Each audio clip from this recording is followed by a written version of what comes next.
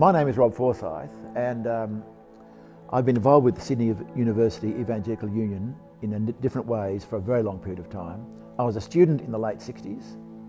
I came back in the early 80s, 1983, as the rector of St Barnabas Broadway and the chaplain of the university, and became involved over the next 17 years more and more deeply with the Evangelical Union as we pioneered a student-staff partnership. I'm now retired from my full-time work. I do some part-time work, and I'm still the chairman of the EU Grads Fund, which is the company that stands behind all the staff, is kind of hires them and provides framework for proper governance. In beginning of 1990, a member joined the staff team called Ken Simpson from the University of New South Wales Ministry, and he brought with him the model which they were pioneering of what they called mid-year conference, of a big conference where the main speaker was not an outsider but the chief speaker of the university ministry, and which is much more focused on a topic. And we were dissatisfied with how AnCon had started. We thought we needed something different. So we significantly ramped up what it was. We had, not entirely, as you'll see, we got more and more focused, but a clear major topic, which I took rather than an outsider. And the topic I chose was justification by faith. Not a book of the Bible, but a theological topic. And that was distinct. At New South Wales Uni they would do topics also, but of a more practical nature, guidance, relationships. We at Sydney University are made of much sterner stuff than worrying about mere relationships. We want to know about theology.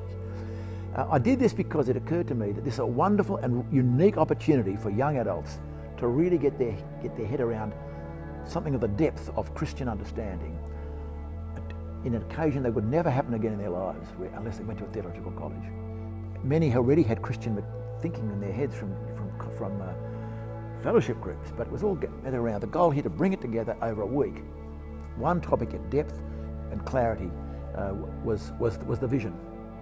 The reason I chose justification by faith was I'd come back from 5 years in Adelaide, and over there my theological and spiritual life had grown, particularly through grasping the significance of justification by faith. And I thought to myself, what's the one thing a young adult should get clear? If they can get that they are justified by faith, clear and understand its depth, that will set them up for life. My goal is that you'll come away from annual conference, and a friend, you'll say, how was annual conference? And you'll say, well, I must say I was a bit confused on this issue, but I've been to annual conference. Oh, right, how are you now?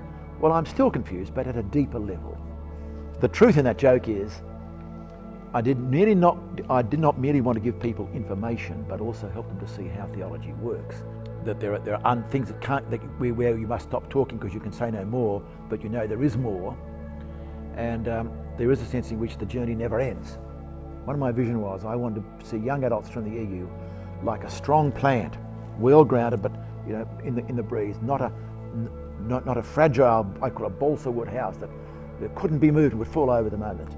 And the EU ministry in particular, the annual conference, was designed to give people roots so they could better live a lifetime of Christian living in all the complexities that life will throw up, both intellectually and relationally and personally. It must seem very, very strange to many people who are going to watch this interview that we're talking about an institution, the AnCon, that's really 30 years old. That must seem bizarre because I can imagine almost no one at a present annual conference was born in 90, except perhaps Paddy, Ben and Rowan Kemp. One of the great strengths, I think, of the EU has to be a way to cope with the fact that things do change quickly, and that's wonderful. Every year, new people, new challenges, and yet have institutions, ways of being that do last long time, because you don't have to start reinventing everything every year. And I think that's great that the EU itself, the partnership with the Grads Fund, annual conference and other these things have lasted beyond any one person's student lifetime. And they'll last beyond their lived lifetime too. I imagine, under God, if we could come back for the 60th anniversary or the 100th anniversary of AnCon, that there'll be things the same, things I hope a lot different. but there will still be this vibrant ministry here at the University of Sydney in what will be a very changed world, but the same profound truths.